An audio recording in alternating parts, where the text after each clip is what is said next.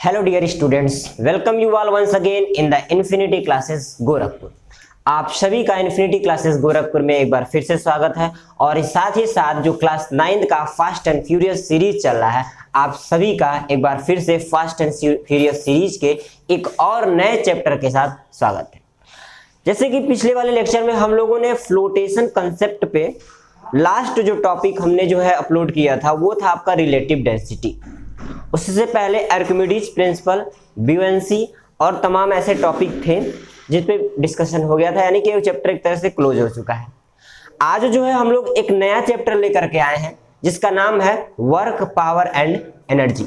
यानी कि इन तीनों टॉपिक पे वर्क, पावर, एनर्जी, चैप्टर का नाम एक ही है लेकिन अलग अलग करके वर्क क्या है, पावर क्या है, एनर्जी क्या है, इन तीनों टॉपिक का आज जो है शॉर्ट वे में पहले मैं एनालिसिस करवाऊंगा एंड आफ्टर दैट मैं एक टॉपिक को लेकर के उस पे जो है पर्टिकुलर एकदम लेक्चर बनेगा और वर्क के साथ उसका फार्मूला, पूरा कॉन्सेप्ट, सारी चीजें आप लोगों को सीखने के लिए मिलेंगी। तो हमारे साथ इसी तरह से जुड़े रहिए और साथ ही साथ हमारे चैनल को सब्सक्राइब कीजिए, वीडियो को लाइक कीजिए और अपने फ्रेंड्स में शेयर करना ना भूलिए। तो चलिए स्टार्ट करते हैं। जैसा कि मैंने बताया कि हम लोग का चैप्टर है वर्क, पावर एंड एनर्जी। तो सबसे पहले जानेंगे कि वर्क क्या होता है। अगर बात करें इसके फार्मूले की, डायरेक्ट फार्मूले से समझाते हैं। वर्क इज इक्वल टू होता है फोर्स इनटू डिस्प्लेसमेंट। यानी कि अगर हम किसी ऑब्जेक्ट पे फोर्स लगाते हैं, राइट, किसी ऑब्जेक्ट पे अगर हम फोर्स लगाते हैं तो क्या वही वर्क डन है। इसका साइंटिफिक डेफिनेशन देखा जाए वैसे तो साइंटिफिक डेफिनेशन यही कहता है कि जब आप किसी ऑब्जेक्ट पे फोर्स लगाते हैं, अगर उस ऑब्जेक्ट का पोजीशन बदलता है, उसके अंदर डिस्प्लेसमेंट आती है, तब आप उसे वर्क डन कह सकते हैं।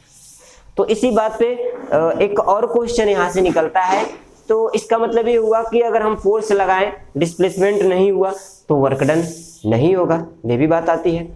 तो क्या किस तरह से जो है क्या वर्क डन होगा, क्या वर्क डन पॉजिटिव होता है, क्या वर्क डन निगेटिव होता है, क्या वर्क डन जीरो होता है, ये सारी चीजें आती हैं। तो सबसे पहले जो है वर्क डन का हो गया। फिर बात करें एनर्जी का, तो एनर्जी का आप लोग जानते ही हैं कि एक बड़ा ही मतलब एक्यूरेट डेफिनेशन एनर्जी का ही है कि एनर्जी कुछ इस तरह से डिफाइन किया गया है कि एनर्जी का ना तो आप क्रिएट कर सकते हैं और ना ही डिस्ट्रॉय कर सकते हैं। तो कर क्या सकते हैं इसको केवल एक फॉर्म से दूसरे फॉर्म में ट्रांसफर कर सकते हैं या चेंज कर सकते हैं। जैसे mechanical to kinetic, electrical to mechanical, mechanical to electric, मतलब अलग अलग तरह की एनर्जी के फॉर्म को अलग अलग फॉर्म में चेंज किया जा सकता है। ठीक, ये हो गई एनर्जी की बात। फिर बात करें अगर पावर की, तो पावर का एग्जैक्ट डेफिनेशन ये होता है कि रेट ऑफ डूइंग वर्क, यानी कि कार्य करने का जो दर होता है, जिस रेट से आप कार्य कर रहे हैं, या ऐसे कर सकते हैं जो आप एनर्जी लॉस कर रहे हैं किसी वर्क को करने में, किसी वर्क डन को कंप्लीट करने में जो एनर्जी लॉस कर रहे हैं वो आपकी पावर होती है, राइट। तो हम लोग क्या करते हैं कि एक तरफ वर्क, फिर पावर, फिर एनर्जी, तीनों का एक कॉलम बनाएंगे। आफ्टर दैट एक एक को थोड़ा सा जो है शॉर्ट वे में समझने की कोशिश करेंगे, क्योंकि अगले लेक्चर में हम लोग इसको डिटेल में समझेंगे। तो हमारा सबसे पहला चैप्टर का जो नाम है वो है वर्क,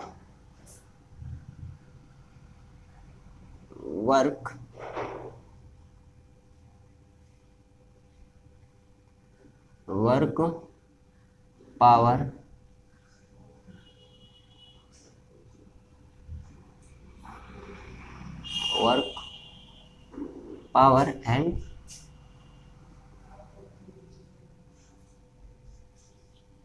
एनर्जी।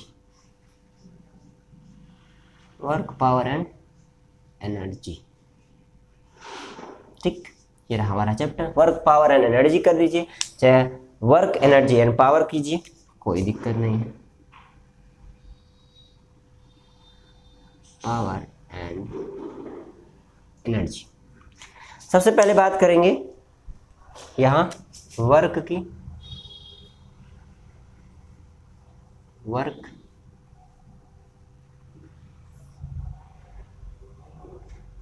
ये हो गया आपका वर्क, यहाँ कर देते हैं पावर, इस साइड कर देते हैं एनर्जी।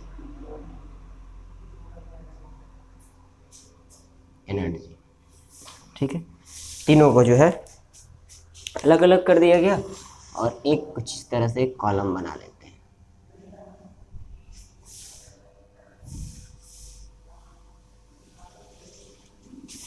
ये हो गया आपका एनर्जी।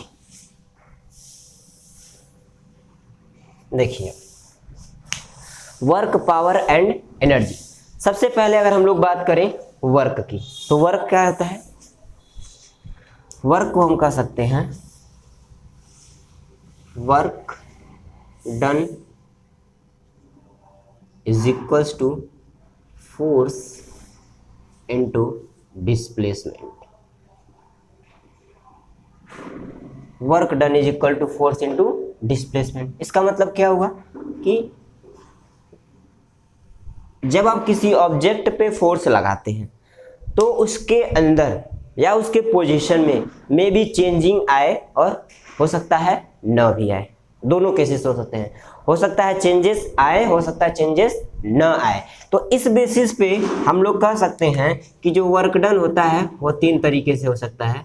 वर्क डन में भी पॉजिटिव वर्क डन, एक हो जाएगा आपका निगेटिव वर्क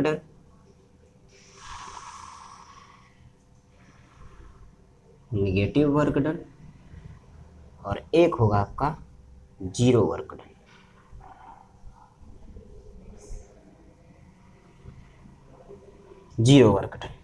ठीक, अब इसका क्या मतलब हुआ?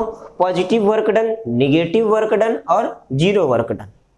सिंपली समझिए, पॉजिटिव वर्क डन का मतलब ये हुआ किसी ऑब्जेक्ट पे आप जिस डायरेक्शन में फोर्स लगा रहे हैं, अगर उस ऑब्जेक्ट का पोजीशन उसी डायरेक्शन में चेंज होता है तो उसको हम लोग पॉजिटिव वर्क डन कहेंगे। एग्जांपल जैसे मान लीजिए, इसकी मैं बात करूं अगर, तो मान लीजिए सपोज कीजिए ये कोई आपका ऑब्जेक्ट है, आपने इस ऑब्जेक्ट पे कुछ इस डायरेक्शन में क्या किया, फोर्स अप्लाई किया, तो इसका जो डिस्प्लेसमेंट है वो किधर हो, इस डायरेक्शन में। जिस डायरेक्शन में आपने फोर्स लगाया उसी डायरेक्शन में अगर डिस्प्लेसमेंट हो रहा है तो उस वर्क डन को हम लोग क्या कहेंगे, पॉजिटिव वर्क डन। दूसरा समझिए, निगेटिव क्या है कि ये आपका ऑब्जेक्ट है, आपने फोर्स कुछ इस तरह से इस डायरेक्शन में लगाया और डिस्प्लेसमेंट आपका कुछ इस डायरेक्शन में हो गया, तो इस तरह के फोर्स को हम लोग क्या कहेंगे, निगेटिव। और फिर बात आई, ये आपका ऑब्जेक्ट है, आपने इस डायरेक्शन में फोर्स लगाया और इसका डिस्प्लेसमेंट जो है, इसका डिस्प्लेसमेंट क्या हुआ ही नहीं, इसका डिस्प्लेसमेंट हुआ ही नहीं, तो इस केस में ये क्या हो जाएगा, जीरो वर्क डन। जैसे अगर मैं सपोज कीजिए बोर्ड है, मैं इस पे फोर्स लगा रहा हूँ, ठीक है, तो मेरे फोर्स लगाने से मेरा एनर्जी एक तरह से या कह सकते हैं जो पावर है वो रिड्यूस हो रहा है, लेकिन ये बोर्ड जो है आपका यहाँ से कहीं भी डिस्प्लेस नहीं हो रहा है, किसी भी डायरेक्शन में डिस्प्लेस नहीं हो रहा है, तो इस केस में आप उसको क्या कहेंगे, जीरो वर्क डन कहेंगे। क्लियर हो गई बात। अगर वर्क डन के यूनिट की बात करें तो इसका यूनिट हो जाएगा, देखिए work done equal to force into displacement होता है, फोर्स इंटू डिस्प्लेसमेंट होता है, तो यूनिट की बात करें तो फोर्स का न्यूटन और डिस्प्लेसमेंट का मीटर, तो न्यूटन मीटर इसका क्या हो जाएगा, यूनिट हो जाएगा। मेरी बात समझ में आ गई। चलिए अब जरा बात कर लेते हैं पावर की। पावर क्या होता है, तो पावर इज इक्वल टू आप लिख सकते हैं रेट ऑफ डूइंग वर्क। इसको लिखा जा सकता है, पावर का जो फार्मूला होता है, पावर इज इक्वल टू होता है work upon time. Power is equal to work upon time, या इसको ऐसे कह सकते हैं, अगर लिखा है power is equal to work upon time तो इसके यूनिट की बात करें तो वर्क का हो जाएगा जूल और टाइम का हो जाएगा सेकेंड, तो इसको लिख सकते हैं जूल पर सेकेंड लिखा जा सकता है। यूनिट क्लियर हो गई। अब पावर का मतलब क्या होगा, सपोज कीजिए मैं जैसे एग्जांपल दिया हूं कि जब मैं इस बोर्ड को जो है, इस बोर्ड पे फोर्स लगा रहा हूं, ठीक है ना, तो जब फोर्स मैं लगा रहा हूं इस पे तो कुछ ना कुछ मेरी एनर्जी खत्म हो रही है, टाइम के साथ साथ मेरी एनर्जी क्या हो रही है, लॉस हो रही है, पावर जो है मेरा क्या हो रहा है, कम हो रहा है। वर्क डन हो या ना हो, दोनों केसेस हो सकते हैं, वर्क डन निगेटिव भी हो सकता है, पॉजिटिव भी हो सकता है, नहीं भी हो सकता है, लेकिन तीनों केसेस में मेरी एनर्जी लॉस हो रही है, आपकी एनर्जी लॉस हो रही है।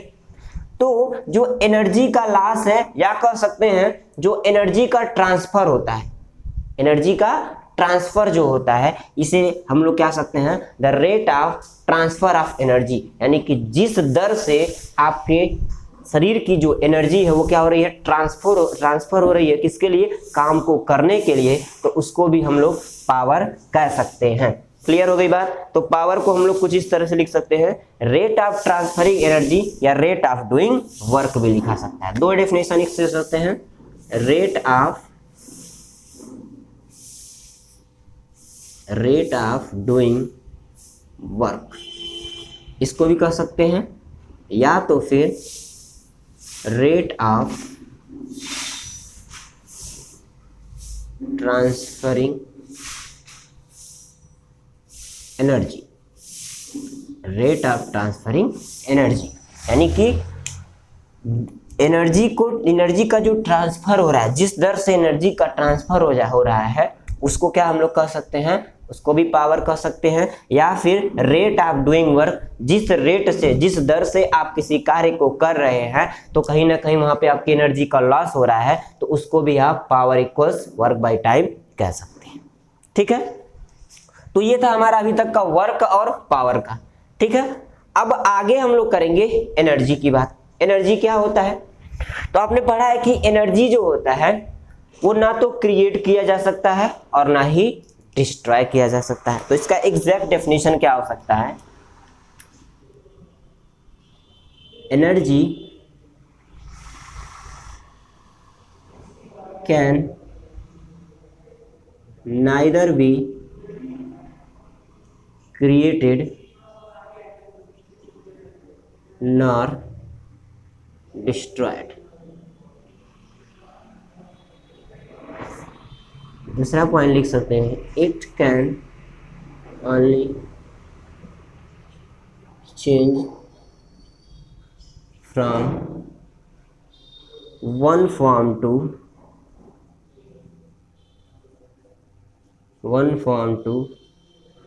Another form. ठीक है, एनर्जी को ना तो क्रिएट किया जा सकता है ना डिस्ट्रॉय किया जा सकता है, लेकिन किया जा सकता है, इसको जो है एक फॉर्म से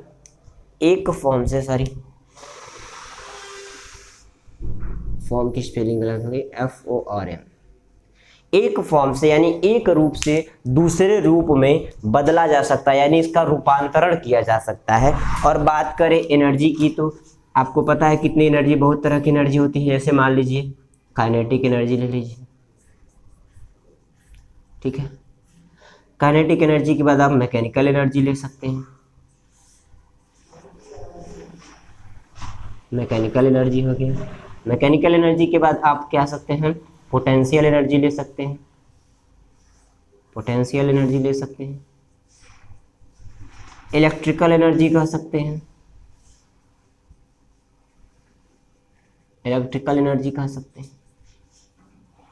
ठीक है, तो कुछ इस प्रकार से इतने, अभी तो मैंने केवल जो है इसमें काइनेटिक मैकेनिकल जो हमें पढ़ना है, इसमें केवल काइनेटिक और पोटेंशियल और मैकेनिकल, इन्हीं तीनों एनर्जी को हम लोगों को यहाँ पे पढ़ना है। ठीक है, बाकी यहाँ जो इलेक्ट्रिकल एनर्जी है हमें इसमें नहीं पढ़ना है, क्लास 9 में जो है इलेक्ट्रिकल एनर्जी का कोई इसमें रोल नहीं है। ठीक, ये हो गई हमारी एनर्जी की बात, और यहाँ हमने पावर की बात कर ली। तो ठीक है, इस तरह से जो है इस चैप्टर में हम लोगों को वर्क, पावर और एनर्जी के जितने भी कॉन्सेप्ट हैं उनको जो है एक एक करके क्लियर करना है। ये लेक्चर मैं बस इसलिए रखा था ताकि आप लोगों को ये पता चल जाए कि जो नया वाला हमारा चैप्टर शुरू हो रहा है उसमें हमें क्या क्या चीजें जो है स्टडी करनी है। इस पूरे एक शॉर्ट वीडियो के माध्यम से जो है हमने क्या किया है, इस चैप्टर को पूरा एनालिसिस करवाया है।